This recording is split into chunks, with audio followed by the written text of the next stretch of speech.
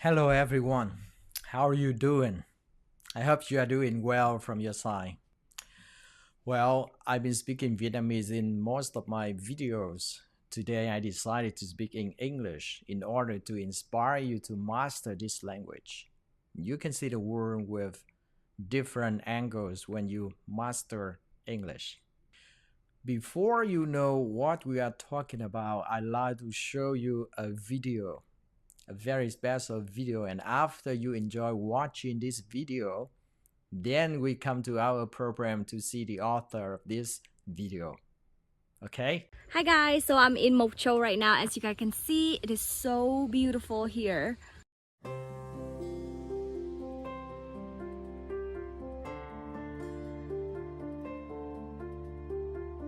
My visit to Mộc Châu gave me an opportunity to experience community-based tourism firsthand. I had a chance to collaborate with an NGO to help promote sustainable tourism and support minority groups in Mộc Châu. Mộc Châu is about 200 kilometers northwest of Hanoi and is an incredible plateau with majestic waterfalls, magnificent green tea hills, and beautiful flowers. If you want to see the heavenly scenery of white plum flowers, you should visit Mộc Châu at the end of January and the beginning of February. The landscapes are absolutely breathtaking. In the high mountains, they build houses on stilts called nhà sàn to mitigate damage from the harsh weather and to avoid wild animals. Staying in nhà sàn was such a unique experience. I don't need a fancy air conditioner because I could feel the fresh and cool mountain air. I don't need a 4K TV because I can observe the charming scenery with clouds drifting through the window. Everything looks so dreamy and peaceful there. White and black Thai people are the biggest ethnic groups in this region. They're known for their stunning costumes and colorful scarves. The local showed me how to make a traditional scarf called khăn piêu. As Thai women, they were taught by their mothers how to weave and embroider khăn piêu, so when they get married, the scarf will be given to their parents-in-law as a gift to show respect. It takes about 2 to 4 weeks to complete a scarf, and each khăn piêu tells a different story through its patterns and colors. The hosts were friendly and helpful. They gave me opportunities to fully embrace their culture. I had a chance to participate in many agricultural activities such as picking plums, planting rice, and harvesting strawberries. These experiences really changed my views about food and where it comes from. I realized that every grain of rice that I have every day contains so much love and hard work from the farmers. Thanks to the trip, I learned that I'm terrible at walking on stilts. Have you ever tried it before? It's harder than it looks, I swear.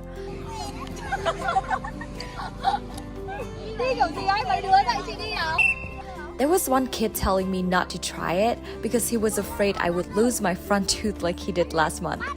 But he showed me anyway.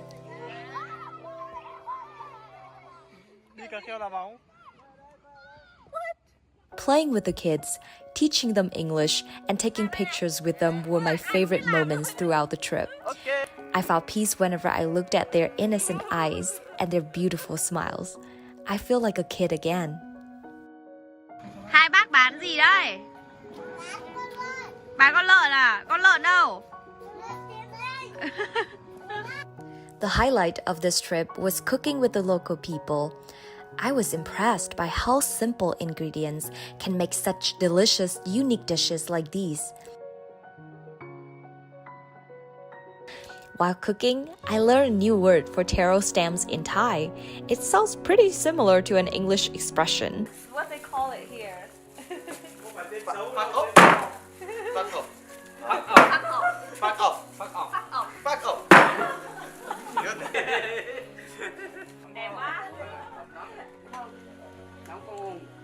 After dinner, I got to wear the traditional clothes and immerse myself in their cultural dances. Gong Chieng dance is usually performed to wish for a prosperous new year in Hmong culture. Dao people have unique bell dancing around fire rituals with the purpose of paying tribute to their ancestors. Bamboo dancing is not only popular in Thai culture, but also in other Western tribes of Vietnam. The dances bring people from different ethnic groups closer. It's great to see them sharing cultures, dancing, and laughing together. Unfortunately, these traditions are fading away due to the rise of globalization. One of the ways to help minority groups revive and preserve their culture is to become responsible travelers. That means understanding local cultures, supporting the local economy by purchasing local goods, and practicing an environmentally conscious lifestyle. By doing so, we not only help minority groups increase their income, which can help them access education and healthcare, but also empower local communities to lift themselves out of poverty. I know it's hard to directly support minority groups in this challenging time. However, digital media has played an important role in cultural heritage preservation. If you can't travel right now, share this video to raise awareness about sustainable tourism. Connect with me on my social media to create a community. Subscribe to my channel to follow my journey. Together, we can preserve cultural heritage which can pass on to future generations. I decided to become a responsible traveler. How about you?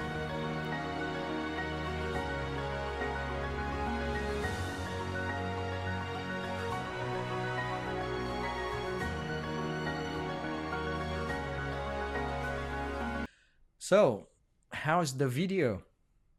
You enjoy it? So it is my pleasure today to introduce you a young professional, a beautiful young lady who has heart for Vietnam. She is a full-time YouTuber who has been promoting Vietnam's hospitality to the world for the past many months. Okay, Văn Vũ, Yeah. first of all, thank you very much for being with us today. And I believe our audience, they just enjoy one of the wonderful video that you make and you post it in YouTube. Now we are curious, really curious about yourself and about what you are doing. Tell me more about it. Tell me more about the project that you do. Introduce yourself, please. Okay, so hi everyone. My name is Vân. I was born and raised in Hanoi, Vietnam. But at the age of 17, I went to US to study abroad. And I graduated from a small college in Michigan and graduated with a marketing and finance major. But I'm currently in Vietnam, back in Vietnam now, and working as a content creator on YouTube for my channel named What the Pho. And I'm also an ambassador of Vietnam Travelers, a coach, a host for VTV4, and a member of the social assistant program for Vietnam. So did I pass my elevator pitch? Yes, this is great. That impressed me so much about what you are doing right now.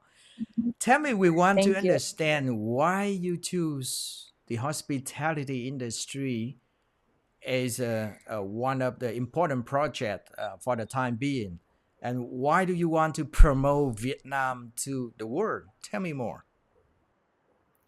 Okay, so I decided to go back to Vietnam to promote Vietnam to the world and especially to help people wherever I go.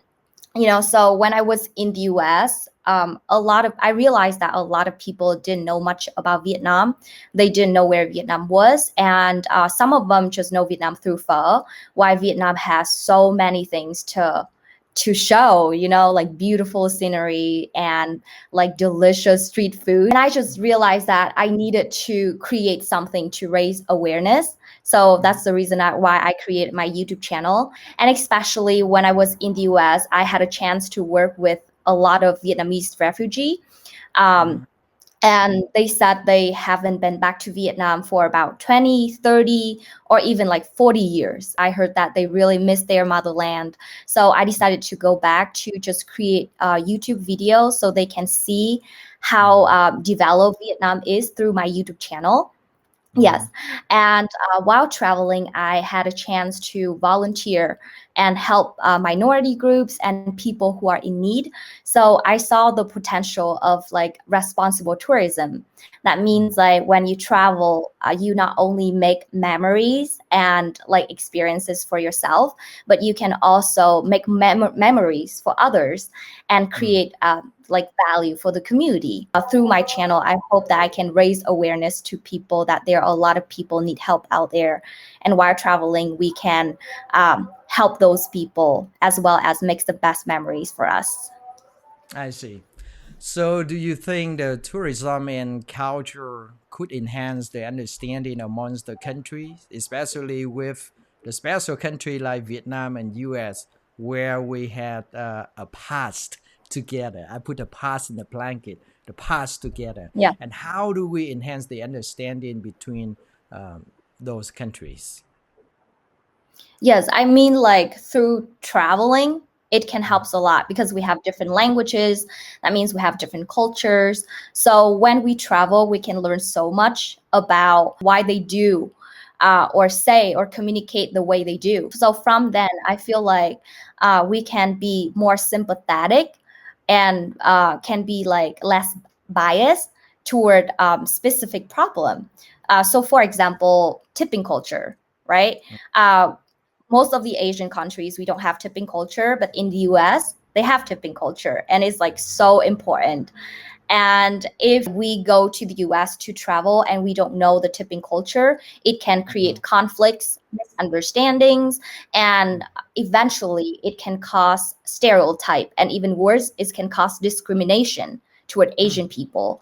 So it is very important for everyone to understand each other culture, because we can understand the root of the problem and how to solve it from each other's point of view.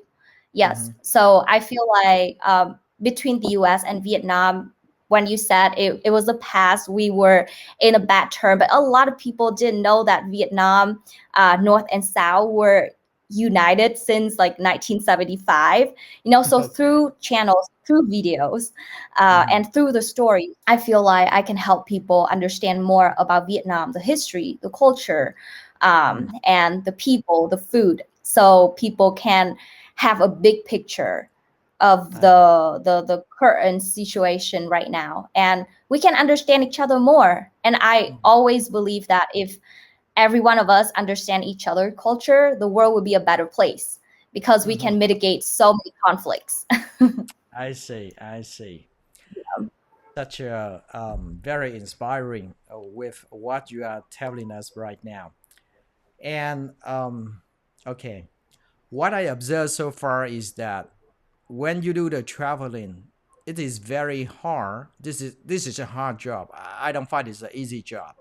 I mean, you have to book the hotel, you have to search the location on the maps, you have to study the culture, you have to do many things. And being as a young girl, a beautiful one like this, you face any challenge when you travel? And I'm curious that you travel alone or you travel with a team? Most of the time I travel alone. So before traveling alone, I told my parents to recommend me to a place that I can learn martial art and kickboxing for about like 6 months, so I can be ready this for is a dangerous girl, huh? Okay. for solo travel. So most of the time I travel alone, and sometimes I meet my friends there, or I meet new people there, and I just discover the new places with them. Because like I realized that in Vietnam, solo travel is not popular. Yeah, but in the US, I travel alone all the time. Yes. So like when I go alone, a lot of people question me like, why are you going alone? Is it like lonely? Are you feeling lonely? And are you not afraid of like the danger out there? I had encountered a lot of like catcallings and a lot of scams and stuff like that on the way. Yes, but the more I go, the more I know and distinguish the threats. Yes, so I have learned a lot. It's dangerous if you don't know martial art and you you don't have any experience. You don't have any experience beforehand, but I feel like is a very like unforgettable experience when you travel alone. Yeah. Well, brave girl. Well, tell me, what is your next destination? What is your plan? What is your plan for the next destination? Because we are eager to watch your video, the upcoming video. What location or destination that you want to promote in the next video? In the next video, it's gonna be Hue. I just went to Hue before the 4th wave of the outbreak. It was beautiful there. Yes, Right. a lot of history and culture to learn, and the food is very diverse and very delicious.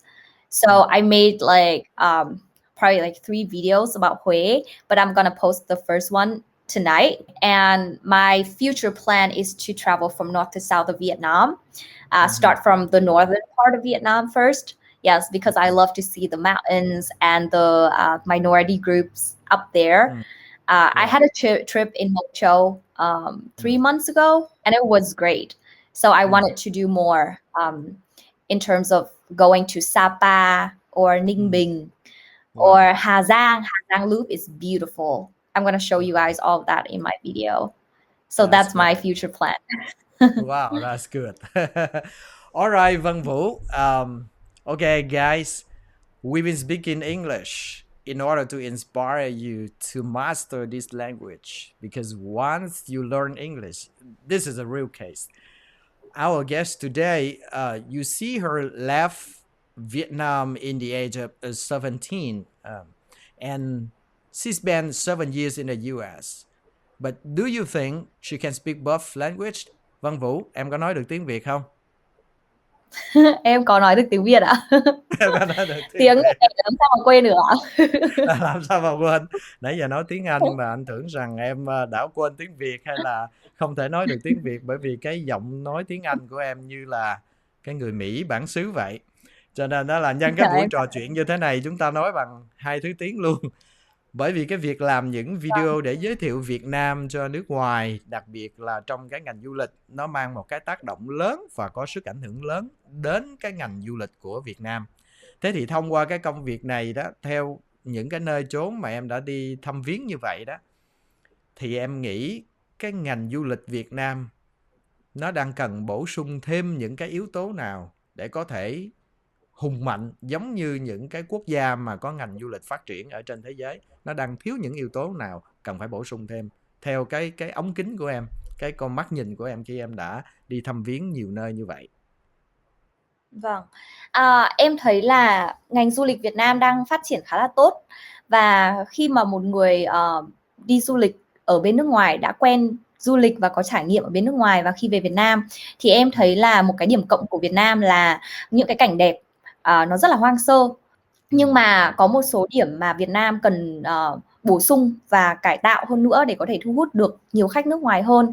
Là thứ nhất là cơ sở hạ tầng.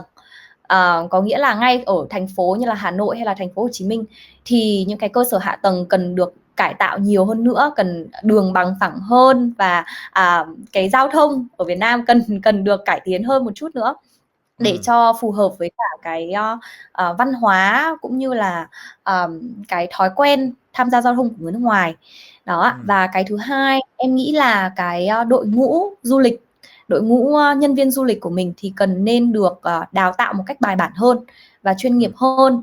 Như là bây giờ thì đang chú trọng vào những cái sản phẩm, Việt Nam thì đang hướng tới những cái sản phẩm xanh và những cái sản phẩm về văn hóa. Thì em nghĩ là mình có thể mở rộng cái thị trường đấy ra, và mình có thể đào tạo đội ngũ nhân viên làm sale, chú trọng vào những cái trải nghiệm, cái chất lượng phục vụ cho khách hàng, để khách hàng để những cái người du lịch có cái trải nghiệm mà du lịch tốt nhất. Đó là 2 cái mà em thấy là Việt Nam có thể cải tiến để có thể thu hút được nhiều khách nước ngoài hơn. Đúng, anh cũng thấy như vậy, và đó là những cái hạng mục có thể nói là must have trước khi mà chúng ta có thể develop một cái industry, một cái ngành công nghiệp mà có sự thu hút, mang tính ổn định, đều đặn, bảo vệ môi trường và hướng về cái ngành du lịch xanh. Thì những cái công việc mà Vâng. em đang làm góp phần rất lớn cho ngành du lịch, đặc biệt là khi em đã đầu tư công sức thời gian để làm nên những cái video rất chuyên nghiệp, giống như là cái video mà chúng ta đã xem ở trong cái buổi này. Và anh chúc cho em có những trải nghiệm vô cùng thú vị và thành công trong những cái dự án mà em đang thực hiện, để ngày càng có nhiều người nước ngoài biết đến Việt Nam, gia tăng cái sự hiểu biết về văn hóa giữa các quốc gia. Và khi họ trở về, họ kể cái câu chuyện về Việt Nam vô cùng nhân văn, vô cùng đẹp đẽ, và trong đó có cái công sức đóng góp rất là quan trọng của những người như là Vân Vũ. Hey Hon, I have a last question for you. What do you want to Okay. inspire young people in Vietnam? Oh, what do I... Should I say it in Vietnamese? Yeah, sure. Go ahead, em. Okay. Okay. Em nghĩ là với một người trẻ thì nhất là một người phụ nữ, thì em mong muốn là em có thể truyền cảm hứng cho các bạn trẻ là hãy sống hết mình với những cái đam mê của mình, và hãy theo đuổi đến cùng cái mục đích mà mình muốn và cái cuộc sống mà mình muốn có. Và trong khi mà theo đuổi cái cuộc sống mà mình muốn có thì mình nên giúp ích lại cho xã hội nữa, có nghĩa là tạo nên một cái giá trị gì đó trong xã hội. Và em luôn luôn đi theo cái philosophy này, thì em cũng muốn chia sẻ cho các bạn là khi mà các bạn chưa biết mình phải làm gì ạ, thì hãy dựa trên 4 cái vòng tròn. Một cái vòng tròn là mình đam mê cái gì, cái vòng tròn thứ hai là mình giỏi cái gì, vòng tròn thứ ba là xã hội cần cái skill gì từ mình và cần cái giá trị gì từ mình, và cái vòng tròn thứ tư là mình được trả tiền để nuôi dưỡng và phát triển cái đam mê đấy bằng cái ngành nghề nào mà vẫn phục vụ được 3 cái vòng tròn còn lại. Đấy, thì các bạn hãy tìm cái điểm ở giữa của 4 cái vòng tròn đấy và hãy thực hiện cái đam mê của mình và give back, pay it forward to the community. Đó. Và em cảm thấy là với cương vị là một người phụ nữ nữa thì em thấy là chưa có nhiều bạn nữ tham gia ở trong YouTube này, hay là đi du lịch, và nhất là ở trong cái ngành business, bởi vì em đã từng học finance và business. Thì em mong muốn là em sẽ là một cái người truyền cảm hứng cho giới trẻ, nhất là các bạn nữ, có thể tự tin hơn, thể hiện bản thân nhiều hơn và hãy theo đuổi những cái gì mà mình mong muốn. Đó ạ, đó là câu nhắn nhủ của em đối với các bạn trẻ. Như thế thì những cái hoạt động truyền cảm hứng cho giới trẻ là anh hy vọng nó sẽ xảy ra trong một cái tương lai rất gần, đúng không Vân Vũ? Dạ vâng, mong là như thế ạ. Anh hy vọng rằng dịp tới có thể trò chuyện với Vân Vũ ở những chủ đề tiếp theo ha. Dạ vâng, em cảm ơn anh rất nhiều vì buổi trò chuyện ngày hôm nay ạ. Cảm ơn Vân Vũ và cảm ơn quý vị khán thính giả đã theo dõi cái buổi trò chuyện này, và chúng ta hy vọng sẽ gặp lại Vân Vũ ở những cái chủ đề tiếp theo. Xin chào các bạn và hẹn gặp lại trong những video tiếp theo.